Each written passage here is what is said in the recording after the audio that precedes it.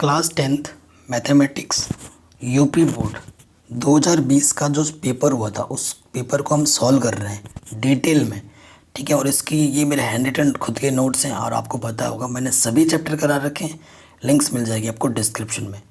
ठीक है, विज्ञान और मैथ दोनों में पढ़ा रहा हूँ, दोनों ही लगभग ख़त्म है। तो इस जो पेपर का सलूशन है वो मैं आपको 3 पार्ट में प्रोवाइड कर रहा हूँ, क्योंकि मेरे पास अभी टाइम कम है, क्योंकि मैं सेटअप और घर बना रहा हूँ। इस चक्कर में मैं थोड़ा बिजी चल रहा हूँ।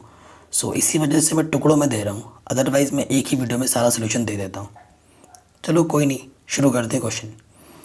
पहला क्वेश्चन क्या बोल रहा है, आपको जो प्रश्न है ना वो 6 खंडों में विभाजित है।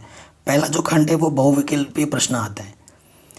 क्या बोल रहा है, निम्न में से कौन सा सह अभाज्य संख्याओं का एक युग्म है। यहाँ पर एक वर्ड आया है सह अभाज्य। इस सह अभाज्य का मतलब होता है, सह अभाज्य क्या होता है देखो,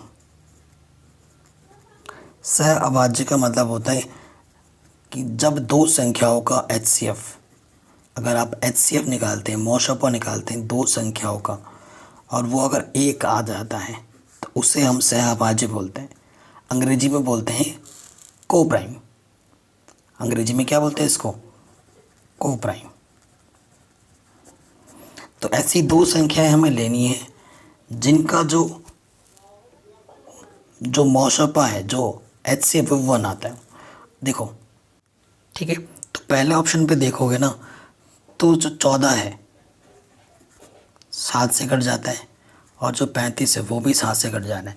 तो आपको ऐसी दो संख्याएं देखनी है ना जिनका HCF आता ही नहीं हो, मतलब 14 और 35 एक ही संख्या से विभाजित हो जा रहे हैं, तो इनका लॉशपा कितना है, 7 है। हमें लॉशपा 1 चाहिए, तो ये तो गलत हो जाएगा, ये ऑप्शन सही नहीं हो सकता। नंबर दूसरे पे आ जाओ, 18 को देख लो, दोनों में 18, 3 3 9, 3 1 3। आपको तो एग्जाम में फटाफट टिक करना है, पूरा करके थोड़ी ना दिखाना है। 25 25 का क्या होगा, 5 25 25, 5 1 5। तो 18 का गुणनखंड करो, 2 गुणा 3 गुणा 3 गुणा 1, और 25 का करोगे तो क्या आ जाएगा, 5 गुणा 5 गुणा 1। तो इस और HCF क्या होता है, जो दोनों में हो, क्या है देखो, दोनों में कुछ नहीं है, सिर्फ यही है। तो 18 और 25 का जो HCF आ रहा है वो कितना आ रहा है, 1 आ रहा है। तो जो सही उत्तर होगा वो कौन सा हो जाएगा, दूसरा। ठीक है, सही उत्तर कौन सा हो जाएगा, दूसरा। चलिए अब आते हैं नेक्स्ट क्वेश्चन में। नेक्स्ट क्वेश्चन जो है क्वेश्चन नंबर ख, बहुत ही शानदार क्वेश्चन है। कह रहे हैं एक बिंदु इसको और इसको मिलाने वाले रेखाखंड को 1:2 में अंतः विभाजित करती है। बिंदु संबंधित है कौन से चतुर्थांश में। देखो, जब तक हम बिंदु ज्ञात नहीं करेंगे तब तक हम चतुर्थांश का अंदाज़ा नहीं लगा सकते। तो बिंदु निकालना सबसे पहली प्रायोरिटी है हमारी। तो कैसे निकालेंगे, एक रेखाखंड है,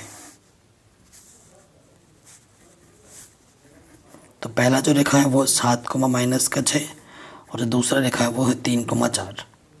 इनके बीचों बीच एक बिंदु है ए, माना उसके निर्देशांक हैं x, y। जब तक हम x और y के मान सही से ज्ञात नहीं करते तब तक नहीं बनेगी बात, है ना। और अंतः विभाजन बोला है, कितने अनुपात में काटता है, 1:2। ये एक हिस्सा है, ये 2 हिस्सा है, यानी कि जो हमारा M1 है वो 1 है और जो हमारा M2 है वो 2 है। ठीक है, ये मेरा x1 है, ये मेरा y1 है, ये मेरा x2 है, ये मेरा y2 है। ठीक, अब आपको पता है विभाजन सूत्र से, मैं आपको डिटेल में करके दिखा रहा हूँ।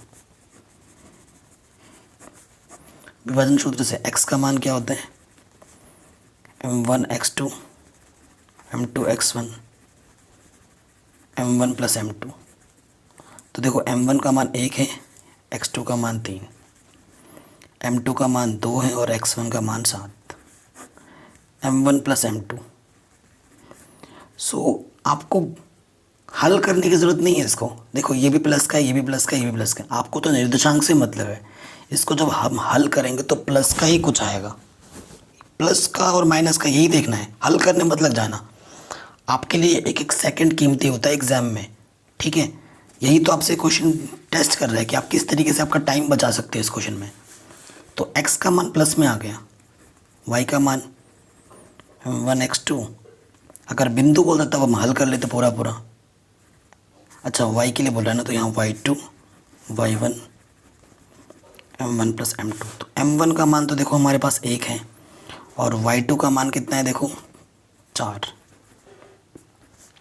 m2 का मान 2 और y1 का मान कितना है हमारे पास -6, m1 प्लस m2।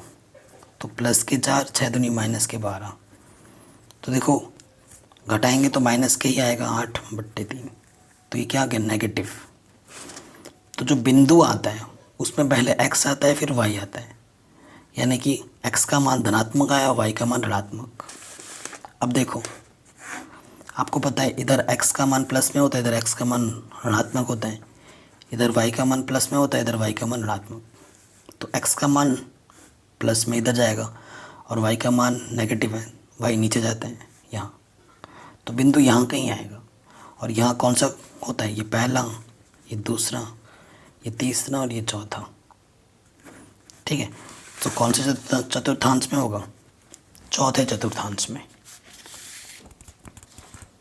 ठीक है, तो ये क्वेश्चन भी हमारा आराम से बन गया। अब आता है नेक्स्ट क्वेश्चन पे। क ख ग हो गया, अब इस वाले पे आ जाओ, ख नंबर पर।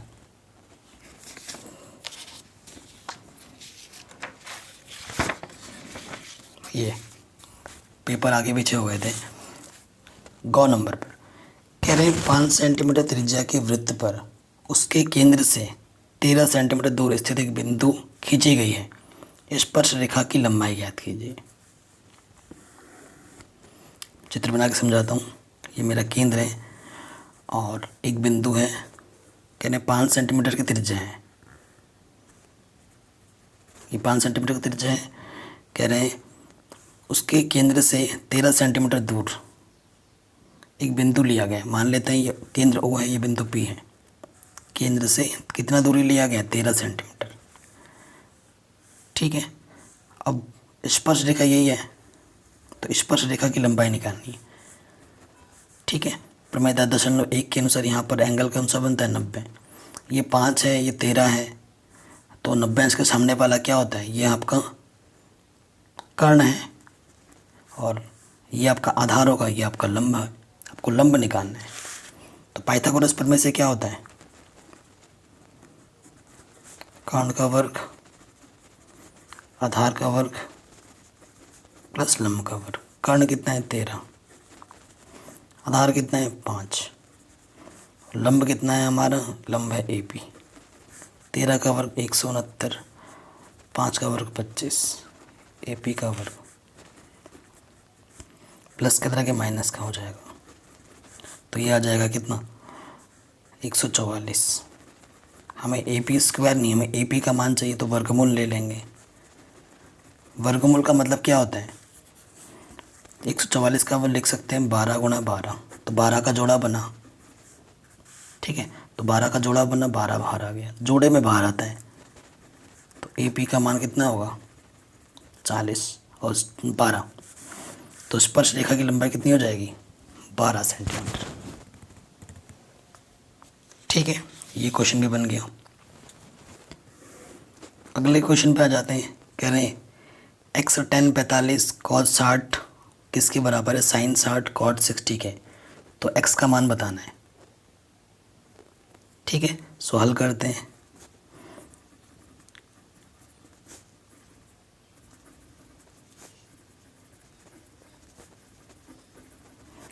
x tan 45 का मान 1 होता है, cos 60 का मान 1/2 होता है, sin 60 का मान √3/2 होता है और cot 60 का मान 1/√3 होता है। मान पता होगा तभी आप कर पाओगे, अन्यथा नहीं। √3 से √3 कटा, यहाँ से आ गया x गुणा 1/2, इधर से बचा 1/2। ठीक है, ये 1/2 इधर गुणे में है, इधर आके बट्टी में चला जाएगा, 1/2 1 कम 1/2, तो x का मान क्या आ गया 1। तो ऑप्शन नंबर 1 हमारा सही हो जाएगा। नेक्स्ट क्या क्वेश्चन क्या बोल रहे हैं, एक कार के 2 वाइपर हैं जो एक दूसरे को आच्छादित नहीं करते हैं। प्रत्येक वाइपर की पत्ती की लंबाई r सेंटीमीटर है जो 120 डिग्री के कोण तक घूमकर सफाई कर सकता है। पत्तियों के प्रत्येक बुवार पर साफ हुए भाग का क्षेत्रफल ज्ञात कीजिए। ठीक है, क्या बोला है? पत्तियों के प्रत्येक बुवार। सो देखो, कार का जो शीशा का फ्रेम होता है ना, जो कार के सामने का शीशा ऐसा माना होता है। यहाँ पे एक वाइपर लगा है, ये वाइपर लगा है। ठीक है, ये वाइपर ये वाइपर जो है वो त्रिज्या का काम कर रहा है और यूँ घूमता है। तो ये जब यूँ घूम रहा है तो ये क्या बना रहा है? त्रिज्यखंड बना रहा है। तो यहाँ से भी जो त्रिज्यखंड बनेगा, यहाँ से भी वही त्रिज्यखंड बनेगा। कह रहे हैं पत्तियों के प्रत्येक बुहार पर साफ हुए भाग का क्षेत्रफल, प्रत्येक बुहार पर। ठीक है, तो कोण कितना दे रखा है? थीटा दे रखा है 120 डिग्री, और जो हमारे पास त्रिज्या दे रखा है वो त्रिज्या आर की जगह पर आर ही दे रखा है, क्योंकि आंसर पाई और आर के रूप में निकालना है। आपको पता है त्रिज्यखंड का क्षेत्रफल क्या होता है? त्रिज्यखंड का क्षेत्रफल सूत्र होता है थीटा बट्टे 360 गुणा पाई आर स्क्वायर। थीटा कितना है? 120 बट्टे 360 पाई आर स्क्वायर। ठीक है, आर की जगह पे आर ही रहेगा, त्रिज्या आर की जगह पे आर ही दे रखा है। 0 से 0 काटा 12 दिया 36, तो ये आ गया पाई आर स्क्वायर बट्टे 3। ठीक है, तो ये तो सिर्फ एक का आया, ऐसे ही इसका भी उतना ही होगा। तो कुल क्षेत्रफल क्या होगा? कुल कितना साफ करती है? ये तो पाई आर स्क्वायर बट्टा ये भी होगा, इसका भी वही होगा। तो क्या कर देना, हमें 2 से गुणा कर देना है। तो क्या हो जाएगा? 2/3 पाई आर स्क्वायर। ठीक है, 2/3 क्या हो जाएगा? Pi R square. So 2/3 pi R square, option number 2 क्या हो जाएगा? सही हो जाएगा। आया समझ में? ये क्वेश्चन पूछा गया था यूपी बोर्ड में, आराम से हो गया ये क्वेश्चन। अब आते हैं नेक्स्ट क्वेश्चन पर, काफ़ी इंपॉर्टेंट क्वेश्चन है। ठीक है, नेक्स्ट क्वेश्चन में आपसे क्या बोल रहे हैं कि एक सामान्य वर्ष में कितने दिन होते हैं? 365। कह रहे हैं एक सामान्य वर्ष में 53 रविवार हैं, होने की प्रायिकता क्या है? ठीक है, 53 रविवार। तो सामान्य वर्ष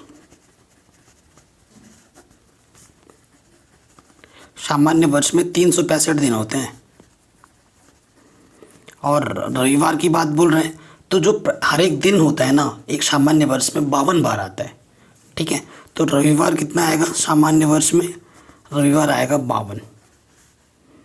ठीक है, 53 रविवार हो गए तो 52 दिन रविवार के होंगे ही होंगे।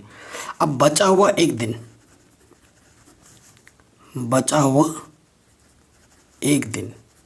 कुछ भी हो सकता है, वो प्रायिकता निकालने। बचा हुआ एक दिन क्या क्या हो सकता है? या तो वो सोमवार से रविवार शुरू करते हैं, या तो वो रविवार हो सकता है, या फिर वो सोमवार हो सकता है, मंगलवार हो सकता है, बुधवार हो सकता है, गुरुवार हो सकता है। ठीक है, शुक्रवार हो सकता है, या फिर शनिवार हो सकता है। तो बचा हुआ एक दिन में से इनमें से कोई सा भी हो सकता है, और लेकिन हमें किसकी प्रायिकता निकालनी है? हमें रविवार की प्रायिकता निकालनी है। तो रविवार के संभव परिणाम कितने हैं?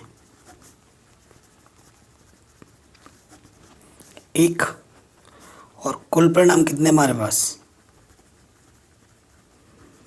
हफ्ते में कितने दिन है? 7। तो रविवार आने की प्रायिकता क्या हो जाएगी? आपको पता है ऊपर क्या होता है? संभव परिणाम, नीचे आता है कुल परिणाम। ठीक है, संभव परिणाम 1 है, कुल परिणाम 7 है। तो जो आंसर आएगा हमारा वो आएगा 1/7। ऑप्शन नंबर 3 सही हो जाएगा, 1/7। ठीक है, ये हमारे सारे क्वेश्चन बन गए। किसके बन गए? ये क्वेश्चन हमारे सारे बन गए जो हमसे पूछा गया था। ठीक है, अब यहाँ आ जाते प्रश्न संख्या 2 में। तो ये खंड 1 के सारे जो बहुविकल्पीय प्रश्न थे वो हमने कर लिए हैं। अब खंड नंबर 2 से यूपी बोर्ड में जो क्वेश्चन पूछे गए हैं वो सॉल्व करने वाले हैं। अगर आपको बैकग्राउंड में थोड़ी बहुत नॉइज़ आ रही है उसके लिए हम सॉरी। ठीक है, उसे इग्नोर कीजिएगा। तो सारे प्रश्न हमें हल करने हैं, और ये सभी प्रश्न 1-1 नंबर के हैं। तो क्वेश्चन को पढ़िए। कह रहे हैं सिद्ध कीजिए कि एक त्रिभुज की 2 भुजाओं के मध्य बिंदुओं को मिलाने वाली रेखा तीसरी भुजा के समांतर होती है। तो ये प्रमेय जो 6.2 है उसका उपयोग करना है यहाँ पर। क्वेश्चन को ढंग से पढ़ के समझना बहुत ज़रूरी है। मैं बार बार एक ही चीज़ बोलता हूँ कि क्वेश्चन को ढंग से पढ़ो, समझो।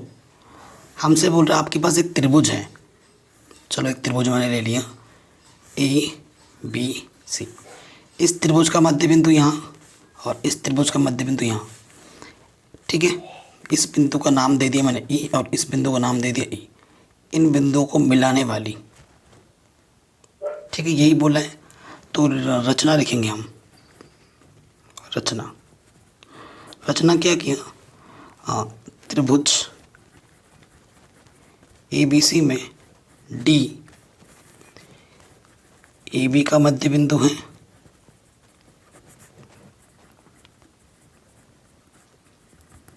व E AC का मध्य बिंदु है। एक नंबर का प्रश्न है, आपको उसी हिसाब से करना है, ज़्यादा डिटेल में भी नहीं जाना है, जितना पूछा जाए उतना ही करना है, ठीक है। आपको पता है जो मध्य बिंदु होता है तो ये दूरी इसके बराबर है, ये दूरी इसके बराबर है, ठीक है। सो देखो जो AD है वो किसके बराबर है, इसलिए AD किसके बराबर है, DB के, व AE किसके बराबर है, EC के। अतः अगर अनुपात देखा जाए, अगर आप AD बट्टा DB निकालोगे तो देखो AD की जगह आप AD रखोगे और DB की जगह पे भी मैं तो AD रख सकता हूँ ना, तो उसका मान क्या होगा, AD से AD कट के 1 आ जाएगा। उसी तरीके देखो अगर AE बट्टा EC निकालो आप, क्योंकि आपको इसको इसके समांतर दिखाना है, वो तो आप तभी दिखा पाओगे जब इनका अनुपात आपस में बराबर होगा, अन्यथा आप नहीं दिखा सकते हैं, है ना। मैं 6.1 और 6.2 पढ़ा ही होगा आपने। तो AE बट्टा EC की जगह पे भी मैं AE रख सकता हूँ, है ना। तो AE से कट के 1 आ गया। देखो इसके आगे क्या लिखना है, चूँकि AD बट्टा DB बराबर है AE बट्टा EC, अर्थात प्रमेय 6.1 के अनुसार या थेल्स के प्रमेय के अनुसार जो ये DE है, DE रेखा समांतर हो जाएगी BC के। यही हमें सिद्ध करना था। आप लिख दो इति सिद्धम, या अंग्रेजी में प्रूफ्ड। आया मज़ा? हलवा क्वेश्चन था, आराम से कर दिया हमने, ठीक है। तो ये क्वेश्चन भी हमारा आराम से बन गया। अब आते हैं क्वेश्चन नंबर ख में। बहुत ही इजी प्रश्न है ट्रिग्नोमेट्री का। क्वेश्चन में हमसे क्या बोला है, यदि sec 4 theta cosec theta minus 20 degree के बराबर है, जहाँ पर 4 थीटा एक न्यून कोण है, तो थीटा का मान ज्ञात कीजिए। तो थीटा का मान क्या होगा वो आपको बताना है, ठीक है। सो देखिए ऐसे लिखेंगे, दिया है, यहाँ रख देंगे sec 4 थीटा और यहाँ है cosec थीटा माइनस 20 डिग्री, ठीक है। अब जब भी ऐसे क्वेश्चन आएंगे ना, तो आपको, क्योंकि बराबर का चिन्ह है तो बदलना पड़ेगा। अगर यहाँ cosec है तो इसको भी cosec में बदलो। और आपको पता ही है cosec 90 माइनस थीटा क्या होता है, sec थीटा। थीटा की जगह यहाँ इसमें क्या है, 4 थीटा है, तो इसको हम लिख सकते हैं cosec के पदों में 90 माइनस थीटा की जगह पर क्या है 4 थीटा, और इसको वैसे का वैसे ही रखो। तुलना करोगे cosec से cosec हट जाएगा, यहाँ आ जाएगा 90 माइनस के 4 थीटा, थीटा माइनस के 20, ठीक है। अंकों को एक तरफ लिखो, माइनस का 20 आके प्लस का 20, और ये माइनस की तरह के प्लस का। तो इधर 5 गुणे में, इधर आके क्या हो जाएगा बट्टे में, 5 दूनी 10, 5 दूनी 10। तो थीटा की वैल्यू कितनी आ गई, 22 डिग्री। आराम से बन गया, ठीक है। तो ये क्वेश्चन भी हमारा इजीली हो गया। अब इस क्वेश्चन में आते हैं, ठीक है। ये क्वेश्चन थोड़ा बड़ा चढ़ा के लिखा हुआ था तो मैंने शॉर्ट में लिख दिया। कह रहे छायांकित भाग का क्षेत्रफल ज्ञात कीजिए। ये जो लाल लाल से छायांकित कर रखा है ना हमने, इसका क्षेत्रफल निकालना है। तो देखो सिंपल सी बात है, ये जो टुकड़ा आपको दिख रहा है, ये टुकड़ा सभी में बराबर है। ये चारों जो वृत्त है ना वो एक समान वृत्त है, मतलब चारों वृत्त एक समान है। सभी की त्रिज्या 7-7 सेंटीमीटर है। ठीक है, तो ये छायांकित भाग निकालना है, आसान है। देखो ये त्रिज्या के द्वारा काटा गया खंड है किसी वृत्त का, तो ये त्रिज्य खंड हुआ। और इस जैसे जब भी ऐसा डब्बा बना होता है तो यहाँ थीटा कितना है 90। और अगर त्रिज्यखंड की बात की जाए तो आर हमारे पास कितना है 7 सेंटीमीटर है प्रत्येक वृत्त का। ठीक है, अगर वर्ग की भुजा बात की जाए, क्योंकि ये वर्ग है, कैसे वर्ग है, ये से यहाँ से लेकर यहाँ तक 7 है, यहाँ से लेकर यहाँ तक 7 है सभी में। अगर ये त्रिज्या है तो ये भी तो त्रिज्या है। तो वर्ग की भुजा क्या है हमारे पास, वो है 7 + 7 यानी कि 14 सेंटीमीटर। ठीक, ये चीज़ है, हमें हल करना है इसको। देखिए कैसे करेंगे। छायांकित भाग का क्षेत्रफल कैसे निकालोगे, जब वर्ग के क्षेत्रफल में से सफ़ेद 4 त्रिज्यखंड के क्षेत्रफल को जब आप घटा दोगे तभी ये लाल छायांकित भाग का क्षेत्रफल बचेगा। तो वही लिखूँगा,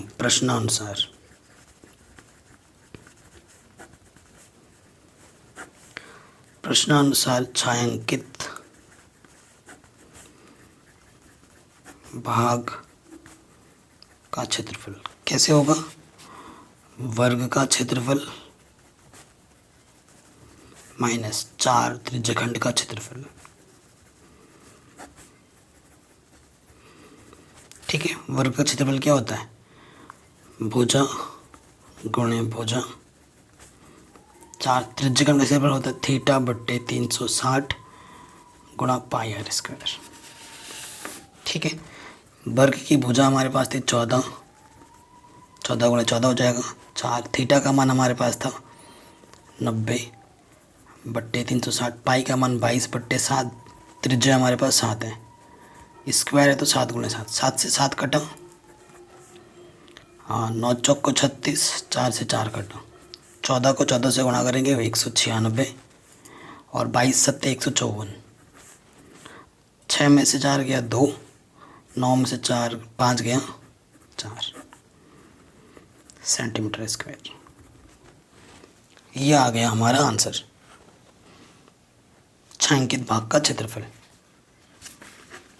ठीक है, आराम से बन गया ये क्वेश्चन भी, एकदम हलवा था। अब आ जाते हैं नेक्स्ट क्वेश्चन में, प्रायिकता से संबंधित प्रश्न है। कह रहे हैं एक थैले में 5 लाल गेंद तथा कुछ नीली गेंद हैं। यदि एक नीली गेंद निकालने की प्रायिकता, ढंग से पढ़िएगा, ज़बरदस्त क्वेश्चन है। यदि एक नीली गेंद निकालने की प्रायिकता एक लाल गेंद निकालने की प्रायिकता की 2 गुनी है तो थैले में नीली गेंदों की संख्या ज्ञात कीजिए। ये हमारे पास एक थैला है, थैला मतलब बैग, मैं थोड़ा ऐसे बना देता हूँ। ये मेरे पास एक थैला है, ठीक है। तो कह रहे हैं एक थैले में 5 लाल हैं, मैंने हमारे पास 5 लाल गेंद हैं तथा कुछ नीली गेंद है। कुछ नीली गेंद माना X नीली गेंद है, कोई दिक्कत, माना थैले में X नीली गेंद है, ठीक है, X नीली गेंद है। फिर क्या बोला है, कह रहे देखो प्रश्नानुसार कुल गेंद हमारे पास कितनी है, 5 लाल है और X नीली है, यानी कि 5 + X कुल गेंद है हमारे पास। प्रश्न में क्या बोला, यदि नीली गेंद निकालने की प्रायिकता नीली गेंद की P नीली एक लाल गेंद निकालने की प्रायिकता की दुगनी है, ठीक है, लाल से वो दुगनी है, यानी कि यहाँ लाल की प्रायिकता कम है, इसका मतलब ये हुआ। तो बराबर करने के लिए लाल वाले में उतने ही गुणे से हमें मल्टीप्लाई करना है, गुणा करना है, ठीक है। आपको पता है प्रायिकता क्या होता है, संभव परिणाम। तो नीली गेंद कितनी है, X है, संभव परिणाम X है, और कुल परिणाम कितना है, 5 + X 2। और लाल गेंद निकालने की प्रायिकता संभव परिणाम 5 और कुल परिणाम 5 + X, ठीक है। इसके बट्टे में 5 + X, इसके बट्टे में 5 + X कटा, 5 × 2 10। तो थैले में नीली गेंद कितनी है, 10 है। ये हमारा आंसर है, तो इस पेपर का ये पार्ट 1 किया हमने, मेरे पास टाइम का शॉर्टेज है, ठीक है, तभी हम छोटा छोटा वीडियो बना रहे हैं। मैंने स्टार्टिंग में बोला खंड 2 में प्रश्न संख्या 3 के सभी पार्ट और 4 के सभी पार्ट हम एक ही वीडियो में करेंगे, और तीसरे पार्ट में 5वां और 6वां एक साथ पूरे वीडियो में निपटा देंगे। क्वेश्चन में डिटेल में समझा रहा हूँ, बाकी सभी चैप्टर मैंने करा रखे हैं, लिंक्स आपको मिल जाएंगे डिस्क्रिप्शन में।